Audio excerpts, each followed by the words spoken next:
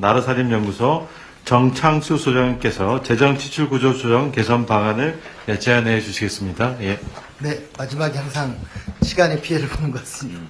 아무튼 이런 행사가 처음이어서 앞으로 이런 행사가 많아서 재정주권, 국민주권 차원에서의 의의를 살렸으면 좋겠습니다. 내년엔 꼭 타운홀 미팅이 진행됐으면 좋겠습니다. 제가 지금 시간이 얼마 남지 않은 것 같아서 PPT 용지에 나온 2페이지를 보시면 제가 4가지 사업을 말씀드릴 텐데요. 하나는 첫 번째는 석탄 문제입니다. 석탄이 지금 마지막 탄광이 문을 닫았습니다. 그리고 민간 탄광이 2030년에 문을 닫을 예정입니다. 그런데 문제는 뭐냐면 아직도 1,300억 정도의 예산이 지원되고 있습니다. 그래서 이 석탄 생산은 계속 줄고 있는데 예산은 줄지 않는 이런 현상이 89년부터 지금까지 계속되고 있습니다. 그래서 탄광 지역에 대한 지원이 진짜 탄광에 있는 노동자들을 위해서 직업 전환이라든가 이런 걸로 지원되는 게 아니라 그 이후로 계속 지역을 살린다 차원에서 계속 지원되고 있는 문제가 있습니다. 특히나 폐광을 하면 폐광 보조금을 주고 채굴을 하면 채굴 보조금을 주는 악셀과 브레이크를 동시에 밟는 이상한 정책이 지금 20몇 년째 진행되고 있는데요. 그래서 일부에서는 석탄을 캐는 것이 아니라 세금을 캐고 있다는 말을 합니다. 제일 문제는 연탄이 싼 것이 아니라 세금 때문에 싼 건데 국민 세금을 들여서 어려운 가구와 농가에 제일 위험하고 비싼 연탄을 억지로 쓸 수밖에 없도록 하고 있는 것, 이게 문제이고요. 그래서 이 기후위기에도 맞지 않고 국민과 농민들 건강에 좋지 않기 때문에 이것을 끝내고 차라리 보일러를 바꿔드리고 화훼 농가들에게 다른 방식의 태양광이라든가 다른 방식의 그런 친환경 연료를 사용할 수 있게 하는 것이 좋겠다라는 게 첫 번째 제안입니다. 두 번째 4페이지에 보시면 4페이지부터는 SOC 문제입니다. SOC 예산이 집행률이 매우 낮습니다. 그 이유는 쓸 수 있는 돈보다 많은 금액을 예산으로 잡고 있기 때문입니다. 이거는 이제 쓸 준비가 안 돼 있는데 먼저 돈을 챙겨두는 그런 지금 관행인 거고요. 도로철도 공항 건설 사업 중에서 집행률과 공정률이 미흡하거나 과다 계산돼서 예산을 쓰지 못하고 있는 사업, 대표적인 사업도 저희가 2조 500억 정도를 선정을 했습니다. 특히 예를 들면 세종 청주 고속도로라든가 이런 것들은 23년, 24년에도 집행액이 0원인데 대구 도시철도나 엑스코선 건설도 마찬가지입니다. 이런 사업이 한둘이 아닙니다. 그래서 이런 부분에 대한 국토부가 관리가 좀 철저함이 필요하고요. 정치적 관행이나 또 행정적 편의 때문에 계속 이 분들을 유지하는 건 다른 데 쓸 수 있는 예산을 빼앗는 죄악이라는 인식을 좀 가져야 되는 게 아닌가, 그런 생각에서 두 번째 주제를 말씀드렸습니다. 세 번째 주제는 6쪽부터 7쪽인데요. 산업단지입니다. 지금 산업단지공단 자료를 보면 국가산업단지 51개 중에 15개가 미분양 상태에 있습니다. 완전 100%는 아니지만. 그리고 전체 1331개 산업단지 중에 조성을 완료했는데 생산액이 한 푼도 없는 산업단지가 37개가 됩니다. 지난번에 호남에서 타운홀 미팅 하실 때 대통령님께서 말씀하셨지만 지역에서는 무조건 산업단지를 만들겠다 이 신청만 지금 하고 있는데 이 실태는 이렇다는 말씀을 드리는 거고요. 그래서 무분별한 산업단지 신규 조성에 돈을 쓰기보다는 기존 산업시설을 리모델링하고 구조를 고도화하는 게 필요하다. 그리고 지자체 간 연계가 필요합니다. A도 바이오도 하고 로봇도 하고 B도 바이오도 하고 로봇도 하는 게 아니라 A는 바이오, B는 로봇 단지, 이런 좀 가르마가 좀 필요하다는 생각이고요. 정부에서는 신규 상단 승인할 때 기존 상단의 가동률을 보고 계획을 수립했는지, 그리고 인력 계획은 있는지, 에너지 대책은 수립됐는지 이런 것들을 보고 해야 한다. 이런 부분들을 말씀드리고 싶습니다. 그래서 산업단지도 크게 지출구 조정의 대상이 들어야 된다는 말씀입니다. 자, 8쪽과 9쪽은 2차 보전 문제입니다. 지금 저희 나라살림연구소가 10년 전부터 계속 2차 보전을 확대하자고 주장을 하고 있는데요. 정부가 소상공인이나 중소기업들을 상대로 융자 사업을 많이 하는데 지금 융자 사업 액수가 47조 정도 됩니다. 근데 이제 이거를 융자 방식이 아니라 2차 보전 방식으로 하자는 겁니다. 2차 보전 방식은 이자를 일부 지원해주는 방식입니다. 그래서 은행에서 돈을 빌리면 정부가 이자를 지원해주는 건데요. 근데 이제 지금은 정부가 은행에 돈을 주고 중개해주기 때문에 융자금 총액을 예산으로 확보하고 그 돈을 빌려주는 방식입니다. 그래서 이거를 2차 보전 방식으로 하면 예를 들면 1조를 2차 보전 방식으로 전환을 해도 2% 이자를 지원한다고 치면 약 50배 정도의 효과를 볼 수 있다. 그래서 지금같이 경기를 진작하고 좀 여러 가지 재정 역할을 키워야 할 때는 2차 보전을 확대하는 게 필요합니다. 제가 뭐 47조 전체를 하자는 게 아니고 지금 현재 3조 정도 하고 있는데 이거를 4조, 5조 정도로 늘리는 것이 이 재정 혁신 차원에서 굉장히 필요하다. 그런 말씀을 드립니다. 그리고 제가 지금 시간이 없는 것 같아서 두 가지만 시간 많이 있어요. 천천히 해주세요. 두 가지만 더 말씀드리면 하나는 내일이 광복절인데요. 내일 모레죠. 모레가 광복절인데 지금 그 친일파 재산이 아직도 1,500억 원이 환수가 안 되고 있습니다. 이 부분들이 지난 정권에서 조금 좀 뭐랄까 소극적 그런 노력을 했기 때문이라는 저희는 평가를 하고 있고요. 이걸 환수해서 그 희생한 분들한테 도움을 줄 필요가 있다. 그거 연결시켜서 보훈처에서 지금 10년째 88 골프장을 매각을 안 하는 건지 못 하는 건지 저는 안 하고 있다고 생각을 하는데 이 88 골프장이 지금 2014년 추정 가격이 4,300억 원입니다. 지금 1조 원을 넘어섰을 거라고 추정을 하는데 이 부분을 빨리 매각을 해서 이 부분을 보훈기금으로 해서 보훈 예산으로 쓰는 것이 훨씬 효율적이라고 생각합니다. 지금 현재 88 골프장은 연간 100억 원 정도 수익이 나오고는 있는데 과연 보훈처가 굳이 88 골프장을 운영해서 이 100억도 사실 많은 돈이 아니기 때문에 이 부분들을 꼭 말씀드리고 이거 싶습니다. 얼마짜리라고요? 예?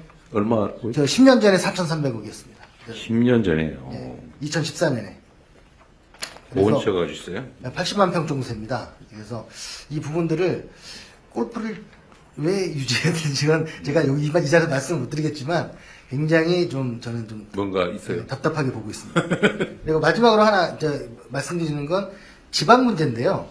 그 지방에 현재 지방이 예산이 부족해서 어려운 점도 많이 있지만 있는 돈을 못 쓰는 문제도 많이 있습니다. 예를 들면 경기도의 모 지자체는 1,300억 원이나 잉여금이 있는데도 지방채를 400억을 발행해가지고 이자를 12억 원을 내고 있는데요. 이런 식의 지방들이 재정관리를 못하는 측면을 행안부가 조금 관리를 강화해야 되는 게 있는데 그중에 특히 제가 하나 꼭 집어서 이걸 해결했다고 말씀드리는 건 이자 수입입니다. 지금 금고에 그 지방 금고의 거의 69%, 70% 가깝게가 농협이 하고 있는데요. 지금 저희 연구소가 23년도를 분석을 해보니까 약 170조 정도 돈을 지자체가 기금하고 일반 예산 갖고 있는데 이 돈에 대해서 이자 수입이 얼마냐 따져봤더니 보통예금을 하고 있다는 얘기. 예, 근데 높은 곳은 4.7%인 지역이 있습니다. 제가 어디라고 말씀을 못 드리겠는데 낮은 곳은 0.5%입니다.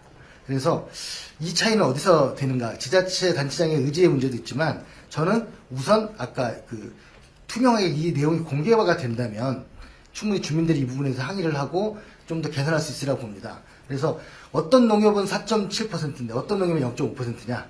그리고 근데 그 이자율을 공개하지 않고 있습니다. 지자체들이. 그래서 공개하라고 하면 저항을 하고 있는데 좀 행안부 쪽에서는 소극적으로 이 공개를 대처하고 있고요.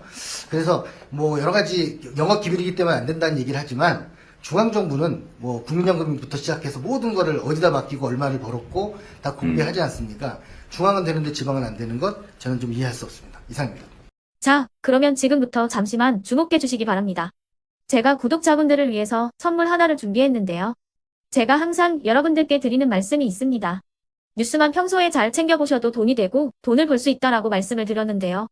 여러분들은 여기 보시는 삼성전자 뉴스를 보고 어떤 생각이 드세요? 아니면 정치인들의 뉴스, 날씨 뉴스를 보고는 어떤 생각이 드시나요? 그냥 뉴스만 보고 끝내는지 아니면 이 뉴스를 어떻게 이용할 수 있는지 이 부분을 고민하고 계시는지를 되물어보고 싶습니다. 그 이유가 뭐냐 하면 제가 지난번에 여러분들께 뭐라고 말씀을 드렸었죠? 지금은 반도체 섹터를 눈여겨보셔야 한다고 말씀드렸습니다. 그리고 나서 이런 썸네일들 뉴스를 통해서 많이 보셨을 겁니다. 반도체 내용이 이슈가 됐을 때 부자들은 어떻게 생각한다? 반도체 관련주들은 뭐가 있는지, 어떤 종목이 가장 좋은지, 어디에 투자해야 돈이 몰리는지 자연스럽게 생각한다고 제가 말씀을 드렸죠. 그 이유가 뭐냐 하면 부자들이 봤을 때는 이슈가 곧 돈으로 이어지고 그 이슈가 나에게 돈을 벌어준다는 경험적 확신이 있기 때문에 부자들은 항상 이런 사회적 이슈를 관심있게 챙겨본다고 제가 말씀을 드렸습니다. 이번에도 마찬가지인데요. 제가 지난번에 시청자분들과 함께하는 주식으로 수익 내기 이벤트를 진행했었죠. 당연히 100% 무료로 진행을 했었고요. 여기 보시면 아시겠지만 제가 지난번에도 구독이라고 보내주신 모든 시청자분들께 반도체 관련주 중에 가장 크게 급등할 딱 한 종목, 많은 종목도 아니라 한미반도체 한 종목을 여러분들께 추천드렸어요. 그러면서 여기 나와 있는 대로 정확히 얼마에 매수해야 하는지 그리고 수익률이 어느 정도 나왔을 때 팔아야 하는지를 이런 부분들까지 여러분들에게 정확히 알려드렸었는데 지금 실제로 어떻게 되었다? 오른쪽을 보시면 아시겠지만 제가 지난번 문자 발송으로 이 한미 반도체를 소개해드리고 나서 실제로 이렇게 5배 이상 어마무시한 상승이 나왔습니다. 100만 원만 투자를 했어도 무려 500만 원이 넘는 수익금이 생긴 거죠. 그래서 당시에도 굉장히 많은 분들이 제가 드린 이 한미 반도체로 수익을 내실 수가 있으셨을 텐데요. 다시 한번 축하드린다고 말씀을 드리겠고 이번에도 마찬가지입니다. 앞으로도 2024년, 2025년 계속해서 기대해볼 섹터는 AI입니다. 그 중에서도 AI 반도체는 그 누구도 부정할 수 없는 미래 성장 산업입니다. 그러면 우리가 어떻게 생각해 볼 수 있을까요? AI 반도체 종목 중에 앞으로 크게 대장 역할을 하면서 10배 이상 급등할 수 있는 템베고 종목을 지금부터 열심히 추적해야 한다는 겁니다. 큰 돈을 투자하지 않더라도 월급의 일부분 아주 소액이라도 이 종목을 모아가야 수백 %의 수익률을 손에 쥘 수 있는 것이죠. 지금 여러분이 보고 계시는 이 유튜브 또한 AI 반도체와 아주 밀접한 연관이 있고 반도체야말로 대한민국의 핵심 산업으로 앞으로 더더욱 시장은 성장할 수밖에 없습니다. 그렇기 때문에 제가 이번에도 뭘 보내드리고 있냐면 지난번과 똑같이 구독이라는 문자를 보내주시면 제가 AI 반도체 관련주 중에 앞으로 대장주 역할을 하면서 주가가 가장 크게 급등할 한 종목을 여러분들께 문자 발송으로 종목명과 사고 파는 시점을 모두 알려드릴 건데요. 그 문자를 받고 여러분들이 주식으로 돈 버는 연습을 한번 해보셨으면 좋겠고요. 혹시라도 나는 주식을 하지 않는다 하시는 분들은 주변에 주식하시는 지인분들에게 말씀을 해주셔도 되고요.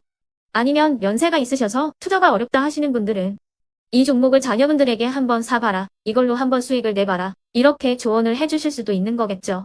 그래서 지금 이 영상을 보시는 시청자분들 중에 나도 이번 종목이 좀 궁금하다 하시는 분들은요. 누구나 상관없이 그리고 어느 시간대나 상관없이 부담 없이 010-2514-5930번으로 구독이라는 문자 보내주시면 제가 이번에도 똑같이 무료 추천 급등주 문자를 보내드리겠습니다.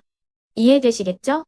제 번호 010-2514-5930번으로 구독이라는 문자 보내주시면 여러분들이 직접 이슈를 통해서 돈 버는 연습을 해보실 수가 있는 거고 제가 돈을 받는 것도 아니고 투자를 대신해 드리는 것도 아니기 때문에 부담 없이 신청해 주시면 되는 겁니다. 그리고 수익이 나면 저는 다른 것은 하나도 바라지 않습니다.